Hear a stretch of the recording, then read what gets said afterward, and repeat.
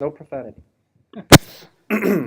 Okay, cool. So I've done some work with like modeling with DSLs and some compiler work, and uh, it takes a lot of time to get anywhere because you have to do like parsers and lexers and type checking to even get to stuff like code generation.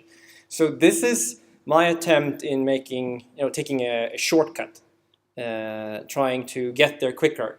And I'm going to try and do uh, some, like quick and dirty tricks to just get something going in terms of exploiting the existing compiler infrastructure in Go for Go programs, basically. So what you can do is, of course, you can write tooling. And hopefully people know about like Go format and Go let, and they use them. But I'm going to talk a little bit about source-to-source compiling and touch on something which is similar to declarative programming. And in case you wonder, the packages that we mainly use for this is the Go parser, the Go ast, and the Go types. So that's the parser, the abstract syntax tree, and types. Just quickly for the show of hands, how many people are familiar with compilers in general? So cool. Okay, cool. So yeah. So none of this is useless. So there's basically three functions in the Go parser package that you use. It's the parse directory, parse file, and parse expression. The parse directory, as I understand it, doesn't actually parse the source. It just gives you a parsed package of the content. It does a little bit of parsing, but it's not going to give you the abstract syntax tree. You have to go in and use parse file. So these functions are not redundant. They have specific uses, all of them. Parse expressions, we're not going to touch that one, but it exists and it will basically parse a Go expression. There's a nifty little trick with the parse file function, which is that you can supply the actual source. It doesn't have to be a file on disk, simply by putting in things that looks like text, which can be byte slices or strings. Okay, so just an extremely simple use case of the parse file function. It's really this simple to create the syntax tree. All you need to do is to grab a file set. That one is just needed to track basically where tokens exist. You can supply then the file. Here I'm not supplying any alternate path, so it's going to look for a file called proto.go relative to whatever the working directory is. And this is for modes. You can say that you want to ignore comments or include comments or do more verbose error checking if you want to. So it's super simple. This is all you need to do. F will be a file syntax node, basically, which will contain the information of the file. Or you get an error. Moving on, just to use the type checker, it's pretty straightforward. Something I was surprised by was that you actually need to create the maps. Those will not be created for you. And if you don't do this, you won't be able to actually access the results from the type checker. And then the type checker will just go nuts on whatever trees you throw in, and you'll get either type checking errors or basically a confirmation that the syntax is a valid Go program. And then you can kind of do your stuff, your magic with it. And as you can see, there's simple ways to sort of get at what it is you're looking at. And this is kind of useful when you dig into the tree. So you can ask basically for any expression that you find in the syntax tree, the type and value. You can look up what is an identifier. And this one is kind of, I think, the most useful, because you'll see identifiers all over in the syntax tree, but you'll have no idea whether that identifier is bound to a function, a type, or a local variable. So this is how you kind of figure that out. So you need to do the type checking if you want to do any more richer analysis on the Go source. But it's 6 lines of codes in total to get here. So I think that's kind of powerful. Right. So what I like to do when I dig into this, I try to understand what is it that actually a Go program looks like in terms of its syntax tree. And I think this is important because you're going to make assumptions on the way the syntax tree has been structured to kind of do things with it. What I haven't done is that I have not taken like a wholesale approach to the syntax tree. I pick a small portion of the tree and I work only on that. This way I can implement a subset of what I need and I use that. The function we use to dig around the tree is called astinspect, and it contains the logic for walking the tree. And I think this is actually really good to just check the source code for the inspect function here. It's just this big switch statement, but it tells you how, I'm assuming the original authors of Go intended you to walk the syntax tree.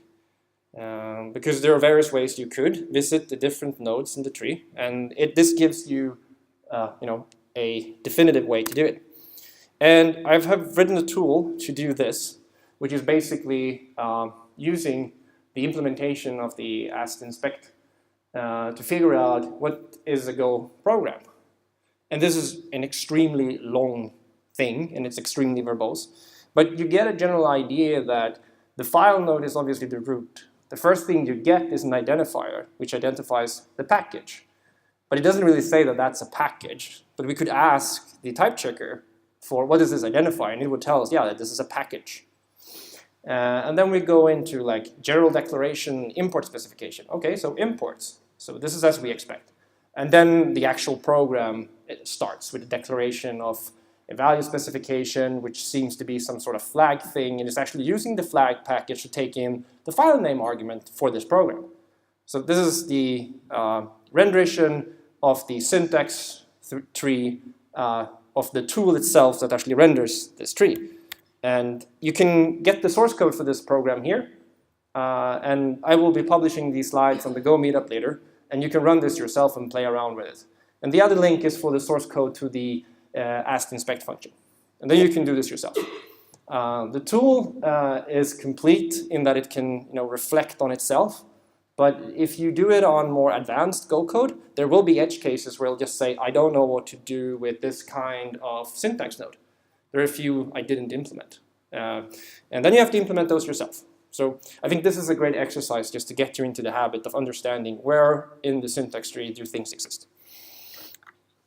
Okay, so tips and tricks about the syntax tree.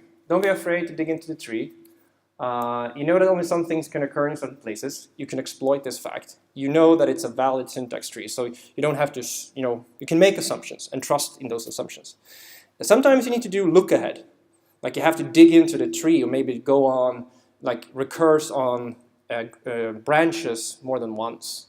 Because you need some information that is actually valuable deeper to make a decision on what you want to do up here. I'm going to show an example of what that could be. And also, and I did this mistake, so I realized basically that I was doing a lot of heavy lifting to figure out whether an identifier was a function or not. But the type checker answers that question for you. So you can repeat my mistake in terms of learning, but you don't have to.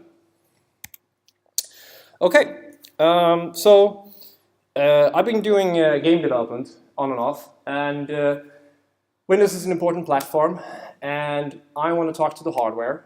Unfortunately, this means that I have to do some sort of C programming generally.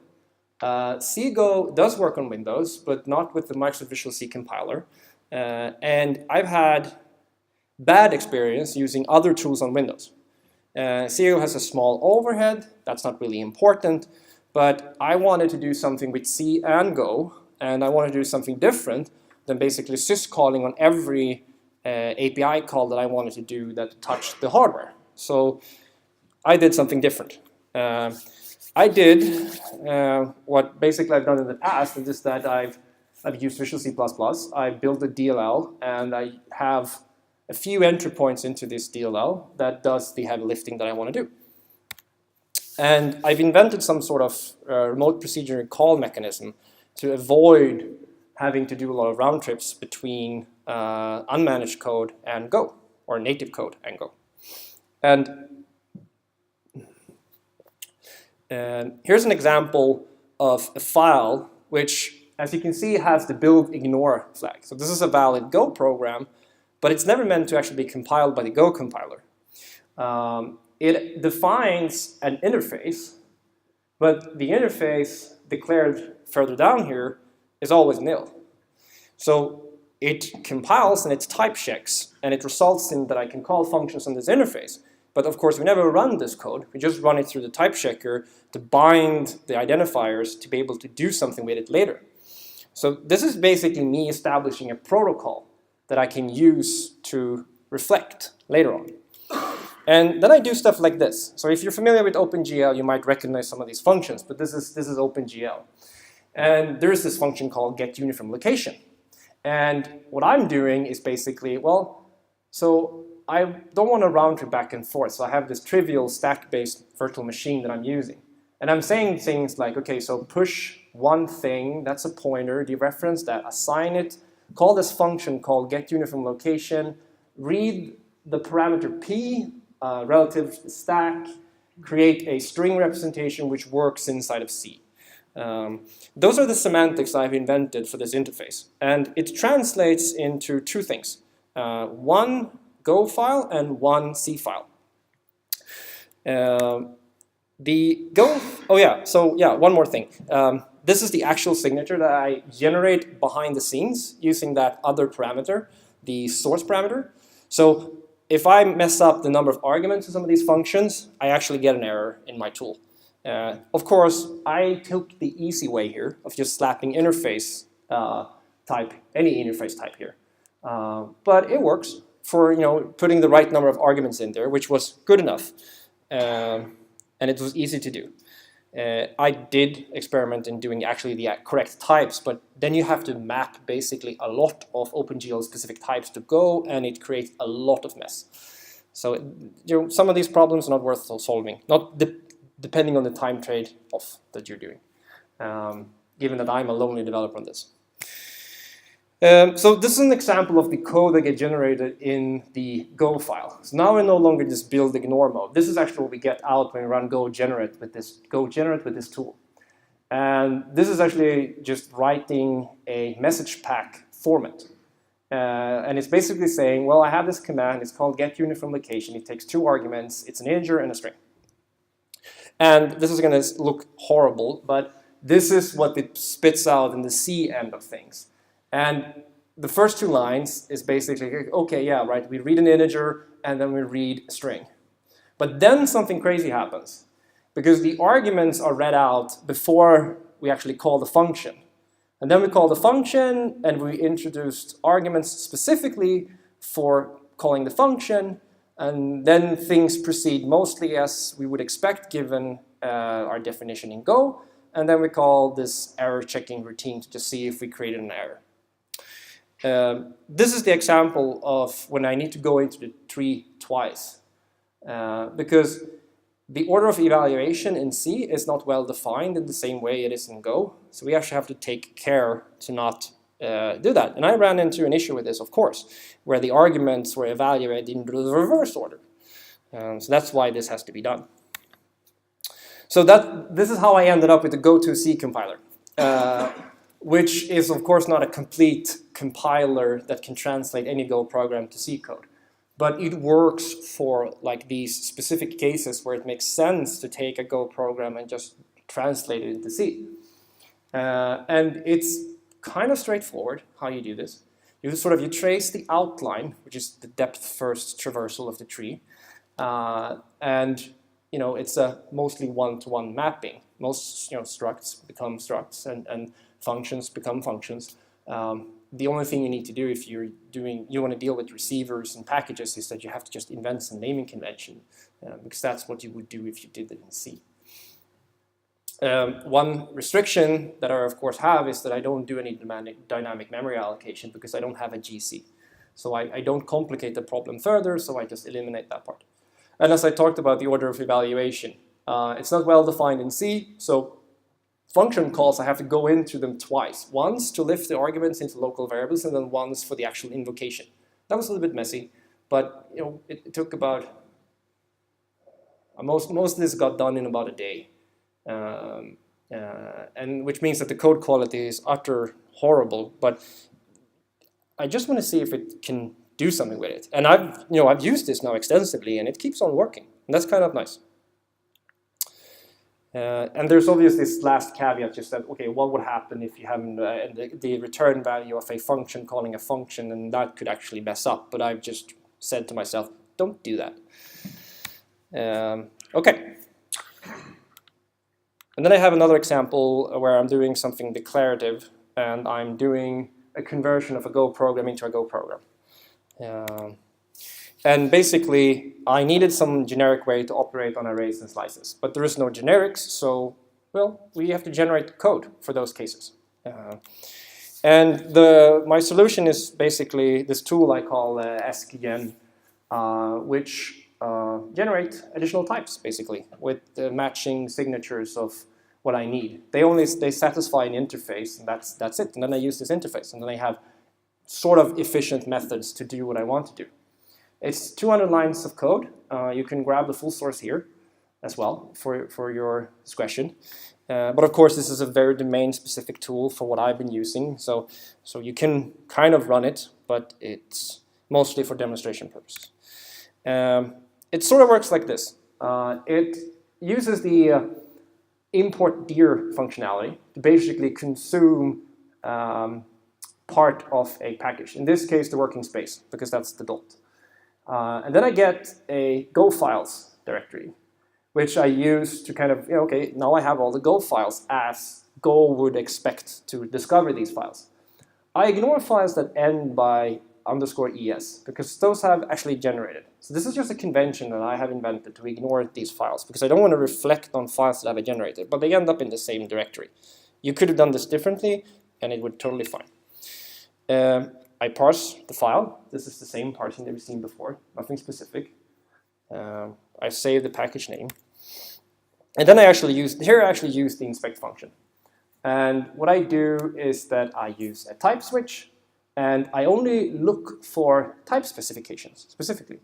And if I find a type specification that ends with the name component, I do something with it. So this is just basically a quick search for anything which is a struct type that ends with the name component. So it's some kind of convention-based rule.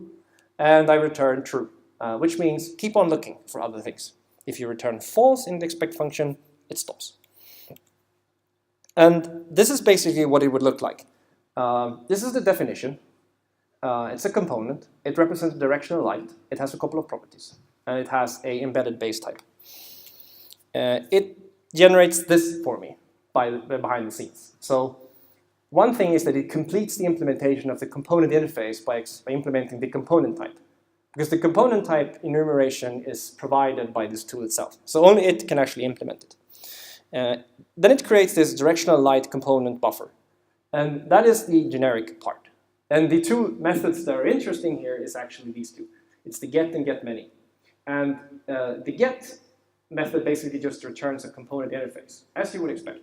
But the get many one is a little bit smarter, because it returns something which is an array of pointers to these components, but in their, what should I say, like their actual type. And the point behind that is that I always know what component I'm getting, and I don't want to cast every individual array item or type assert every individual array item, so I'm just doing it once for the entire array this way, because you have no covariance, right? And that's it. We get some sort of registration going on as well, and there's just the enumeration. And that's it. That's all I have basically to say. This has been an interesting little journey, which you can kind of do quick things using the tooling. And if you ever feel like you have this idea that you want to generate some code, use these tools. They're quite powerful and simple. Just take the shortcuts, otherwise you'll build a compiler before you get to the actual fun part. That's kind of my recommendation. Cool. That's it. Cool.